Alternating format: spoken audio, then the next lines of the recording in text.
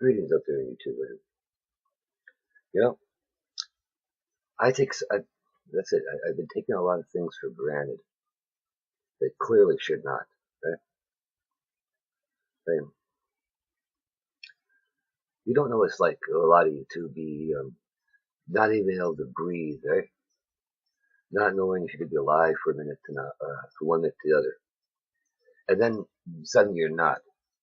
There's an excitement that comes to that because of years of being that way. But, I didn't think about it. I thought, hey, took it for granted that you guys would understand. Apparently a lot don't, right? Uh, there's an urgency to him wanting me to tell people to read their Bibles and that, mixed in with that,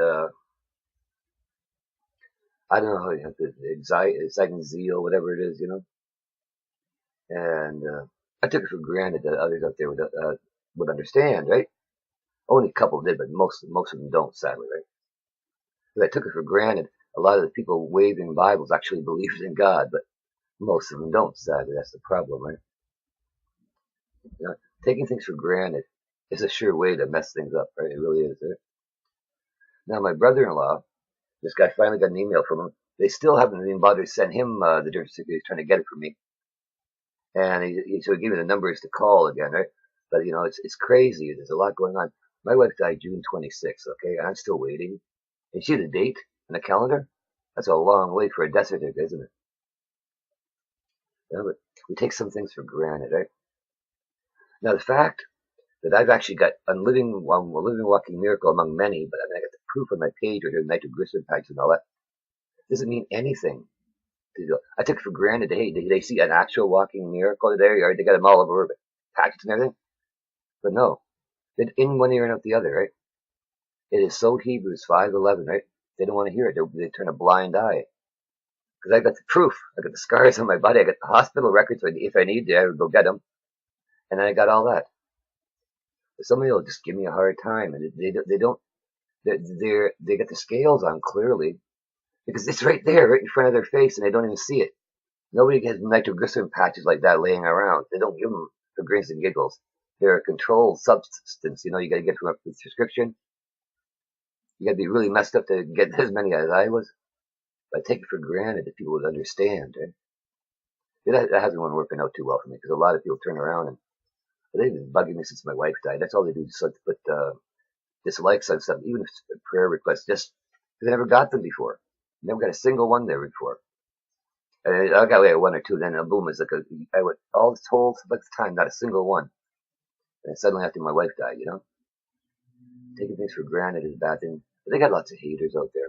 But we all know that. It's no big deal. It doesn't affect me. It's when somebody else goes and they see one with a bunch of dislikes on it, they might not watch it because they're going, oh, dislikes. They tell me what's wrong. Jesus set me free from those nitroglycerin patches. Oh yeah, if you're on the devil's side, I'm sure it's wrong. Yeah, some people just don't get it, right? I think that's what Jesus is trying to tell me with this acceptance thing, right? Because it's what are you going to do? Some just don't want to hear it, right? And I feel every day I'm changing. But I had all this energy at first, right? The excitement of wrapped in, not falling down all the time and everything going in there. Some of you will never understand, right? Others who have disabilities know what it's like to suddenly try to imagine yourself being hung by a rope and then all of a sudden the rope being not there anymore. Yeah, it's pretty much the same. Your life is over 1 minute, from moment to moment, falling down, can't breathe, to none of it, and being free and clean, and knowing the freedom that sadly most of you will never even know. Because some of you are right with God, a lot of you aren't. And, well, it really hits home when there's only one question asked, do you want to be with me or not? And most people don't even know the questions there in the way Bibles, and they're going to ride the slide because they never read the Bible that's in there. I was taking it for granted a lot of the people waving Bibles did read it, I wasn't really understanding the lukewarm as bad as it is, right? And the Lord made sure I got first-hand experience of dealing with some of them, right?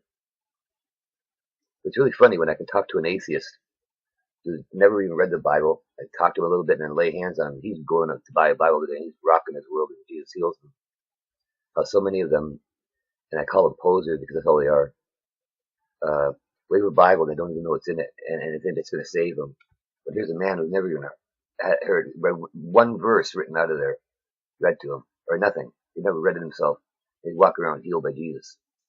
That really should open some people's eyes up and tell them the time of day. Okay? That's what he's never read. For many of you, you read a little bit here and there. That's not cool. You presume and you take it for granted you're going to get in. You're making the same mistakes I did.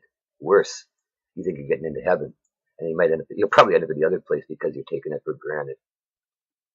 Yeah, the Lord laughs at me. He knows I figure it out, and He knows those with ears to hear and I would see that I'm changing all the time. But the excitement of being healed, all that extra energy flowing to me, I felt all this energy that I haven't felt in decades. Right? It's a bit much sometimes at first, but I come back to being myself again. I knew I would. Some of you did too, right?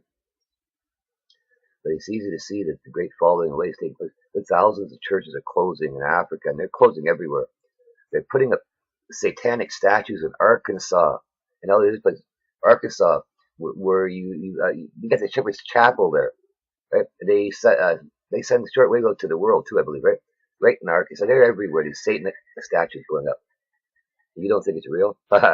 You don't think they're getting ready for their masters to come home? Time to wake up and smell the cappuccino, right? Or whatever you're drinking, right? I got some tea on, right? Have a great day. Bye-bye.